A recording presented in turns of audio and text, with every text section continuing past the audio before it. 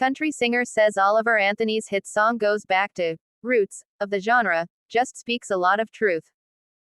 A lot of people are feeling the same way right now, singer Dewey Via says of Richmond north of Richmond. Oliver Anthony, the red-bearded Virginia farmer with a guitar and a distinct twang, has become a virtual overnight sensation with his song, Richmond north of Richmond, and a fellow singer says he's connected because he's returned to the roots of country music, not because he's making a political statement. You hear Oliver Anthony come out, sing this song, and it's just with emotion and feeling and not a lot of instrumentation. It kind of goes back to the roots of the music, singer Dewey Via told Fox News Digital. A YouTube video of Anthony performing an acoustic version of his hit song has amassed more than 17 million views and counting. In his screed against greedy Washington politicians and a lament for the forgotten working class, Anthony frets working, overtime hours for bulls, pay, high taxation, money being worthless, the young male suicide epidemic and other societal ills. Protest songs are nothing new, Via said, but this one is clicking with him and others in a way that's hard to explain, at a time when some critics say mainstream country music has become too pop-oriented.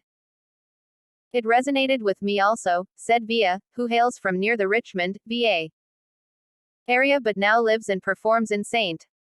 Augustine, Florida. And when I talk with people, most people just seem to think that he's saying what we're feeling, and he put it into words, a lot of people are feeling the same way right now. In Washington, D.C., everything is run by wealthy people, and a lot of people who live rural or don't live that way don't understand why we're struggling like we are. A Farmville, VA native, Anthony's everyman appearance and passionate delivery of the lyrics in a rural setting has been key to its appeal.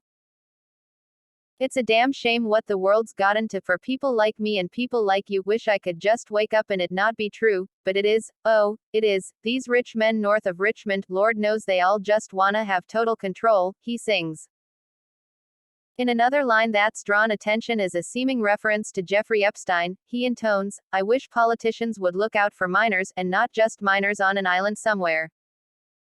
In a matter of days, he gained hundreds of thousands of followers on X, the platform formerly known as Twitter, and his other songs are getting millions of views on YouTube as well.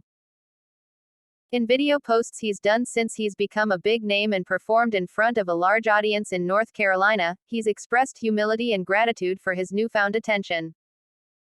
The song has also supplanted Jason Aldean's Try That in a Small Town, atop country music charts. But the artist and his song's astonishing rise has engineered blowback in mainstream and progressive media as well, with some outlets dissecting the lyrics as playing into conservative conspiracy theories. A writer for the left-wing Guardian was annoyed it had one fans like Rep. Marjorie Taylor Greene, Arga. An Arizona Republican Carrie Lake, adding his line about welfare abuse, was a right-wing talking point. An explainer in Mashable noted the song's raw energy and imagery had connected with its audience, while fretting, it also revealed some verses that feel like cribbed right-wing talking points. The supposed working-class anthem rails against overweight people who receive government assistance and references Jeffrey Epstein and child trafficking. Another writer in The Independent condemned the song as an artless, blunt force hissy fit. Via said he didn't take the song as having a political message. It's just a fact that many people on the fringes of society have a hard time staying ahead in the modern economy.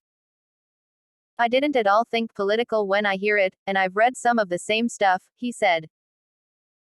I think everybody, regardless of your political affiliation, is subject to what happens in Washington. You feel left out at times being rural or somebody that doesn't live in a city center, where most of the rules and stuff are made up or put together.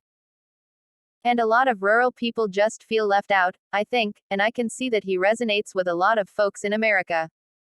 I don't think it's politically motivated at all, honestly. I think it just speaks a lot of truth.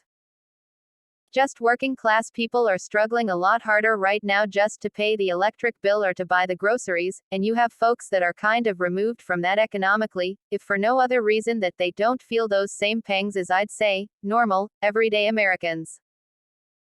They kind of make the rules and make things seem to be more advantageous toward the wealthy, it seems at times, than it is toward working class people. On the right, the song has mainly received adulation, although one National Review writer criticized the song's lyrics as defeatist in a land of opportunity, while also praising it as having authentic passion in an industry of Nashville pop country sludge. In any event, the song has generated undeniable discussion and become a cultural lightning rod. If you don't connect with your audience, you have no audience, Via said.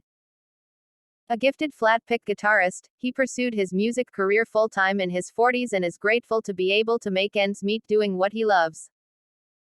He calls his particular genre of music Americana, and mainly classifies his work as classic country and classic rock, and he clearly applauds Anthony's success in making a name for himself.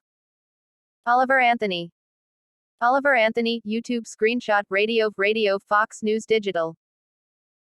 Anthony posted a video to YouTube introducing himself to the world, where he said he began writing his own music in 2021, which he called a difficult time for him and many other people. I wasted a lot of nights getting high and getting drunk, and I had gotten to a point in my life where even things I did care about didn't mean anything to me anymore, he said, sitting in his truck. Anthony recounted that he received messages from strangers that some of his other songs like Ain't Got a Dollar had connected with them in a powerful way, and he'd been inspired to pursue music full-time even before blowing up in recent weeks. He also called himself pretty dead center politically and said he wanted to be a voice for disaffected citizens. There's a lot of beautiful people in this world, he said. I met a lot of good people working different jobs, and I meet people from all across the country, and the universal thing I see is that it's like no matter how hard they push and how much effort they put into whatever it is they're doing, they just can't quite get ahead. People are just sick and tired of being sick and tired, so I want to be a voice for those people.